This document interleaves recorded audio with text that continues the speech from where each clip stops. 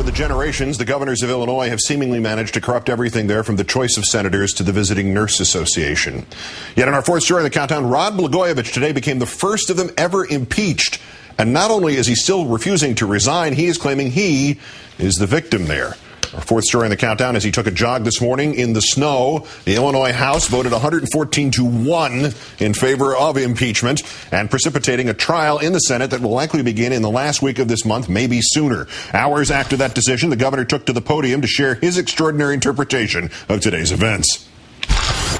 Let me say to begin with that the House's action today was, of course, not a surprise. It was a foregone conclusion. In fact, what the House did today, they've been talking about doing for the last couple of years. In fact, the first discussion of doing what they did today, they started talking about back in the summer of 2007 when they failed to pass a budget and we were facing a government shutdown, and I was calling the House into special session to try to work to get a budget so we can keep government operating.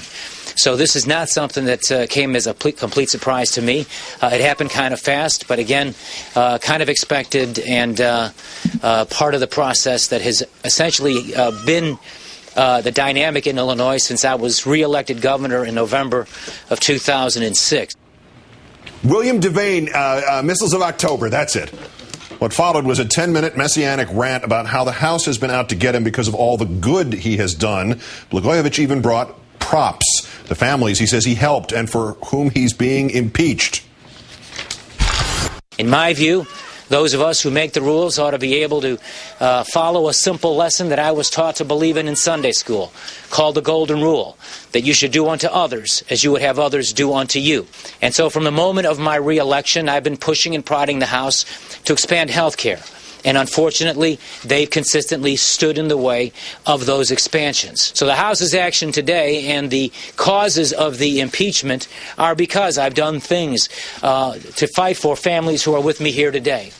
Then came specific examples and specific families, like prescription drugs from Canada. A lot of senior citizens in Illinois have had the benefit of being able to afford their medicine at prices they can afford. The House is impeaching me for that. Is that an impeachable offense? How about preventive female health care? We have the Illinois Breast and Cervical Cancer Program, the only one of its kind in America that allows for all 261,000 uninsured women in our state to get those mammograms, get the cervical cancer screenings. That's a life-saving program the House would not act on. I found a way with our lawyers to do it around the legislative process. My question to you, is that an impeachable act? The governor finally showcasing a teenager who could not afford surgery under state guidelines. We intervened and acted in a way with legal advice around the legislature. Omar Castillo got that surgery. He got his liver. He's now alive and well and is going to live a long and full and happy life. Is that an impeachable offense? He's saying he wasn't alive before.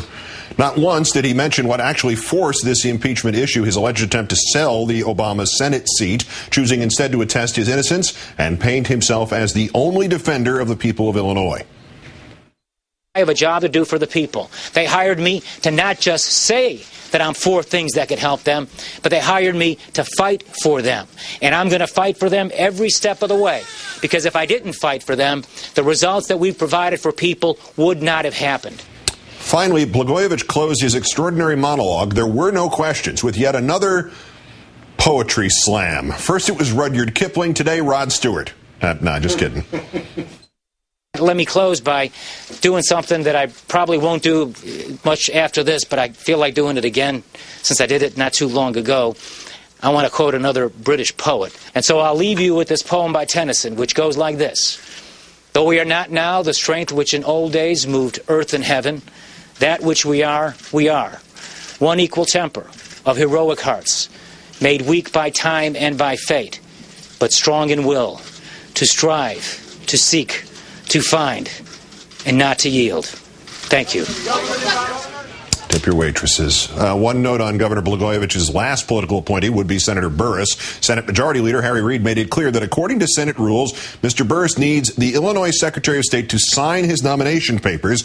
And while the Illinois Supreme Court today ruled that the latter does not need to happen, the Senate still disagrees. The senior senator from Illinois, Dick Durbin, saying Mr. Burris will not be seated without the autograph, adding that the best thing to do would be to wait until after Blagojevich's impeachment and let a new governor fill that seat. So then you would have two guys claiming to be the junior senator from Illinois. But tonight, a possible deal in the works, the Illinois Secretary of State putting his signature and seal on a separate piece of paper, which Burris hopes will be enough to fulfill the Senate's requirement. Cut and paste.